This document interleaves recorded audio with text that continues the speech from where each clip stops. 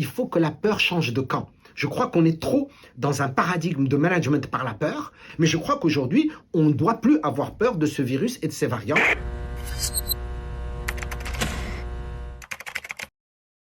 Bachir Heikel, Allah yarhamou. Touriam Kouar, Allah yarhamha. B459-324. Ce n'est pas à moi de juger l'action d'un gouvernement. Il y a des choses sur lesquelles on aurait peut-être fait autrement ou on aurait pensé autrement. Et de toutes les façons, c'est le gouvernement qui, aujourd'hui, a la légitimité démocratique. La manière dont on a proposé l'obligation d'un pass vaccinal en moins de 72 heures, je ne pense pas que c'était une idée optimale ou en tout cas une action optimale. Il y a eu beaucoup d'actions par rapport à la Covid-19 dont il faut féliciter le pays. Le Maroc a réussi beaucoup de belles choses, mais il y a eu d'autres décisions qui ne sont pas toujours compréhensibles d'un point de vue épidémiologique et scientifique. Mais encore une fois, peut-être que le gouvernement a d'autres arguments. Pas du tout, en fait, c'est pas que je suis contre le pass, je suis contre les modalités de son application. Je suis pas contre le principe, je suis pas contre au contraire, moi je suis un pro-vaccination. Je suis pro-vaccination pour les personnes qui sont à risque, les personnes âgées, les personnes qui ont une maladie chronique. Il faut les vacciner parce qu'on réduit le risque d'hospitalisation et de gravité.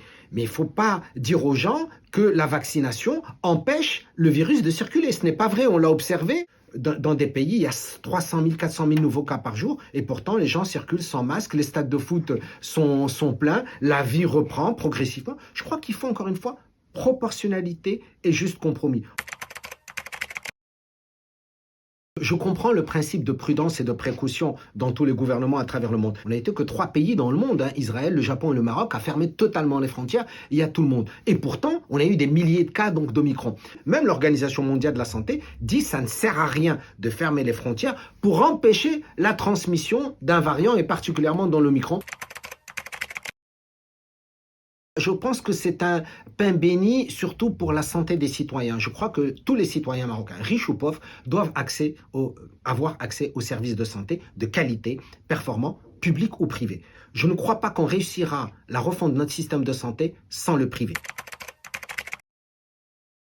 Effectivement, je suis en discussion avec différents groupes, dont le groupe Agdital, et les discussions sont en cours avec différents partenaires qui s'intéressent à la santé au Maroc.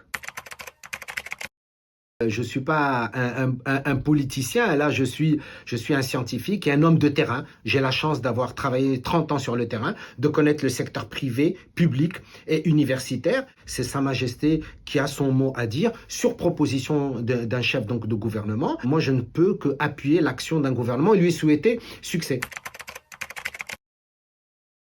D'abord, la première chose que je ferai, je changerai totalement l'organigramme du ministère donc, de la Santé pour le rendre totalement réactif, réduire le carcan administratif et de fonctionnariat au niveau donc, central, mais l'action sur le terrain doit être par les agences régionales de la santé. Ces agences régionales de la santé doivent assurer une mission de service sanitaire, mais de protection sociale, en coordination avec le privé et les autres acteurs. Qui sont les autres acteurs? C'est la société civile. Je veux que le citoyen fasse partie intégrante des conseils d'administration des systèmes de santé régionaux pour qu'ils aient leur mot à dire.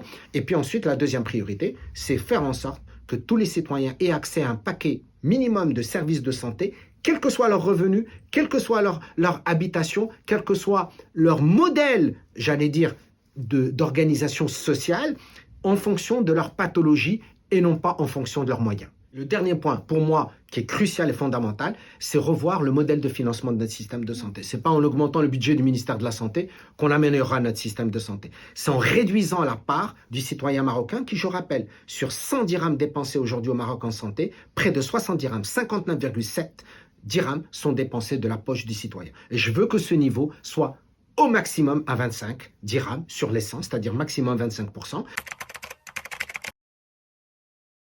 La situation épidémiologique n'exige plus des mesures restrictives majeures. Ça exige évidemment prudence, vigilance et surveillance.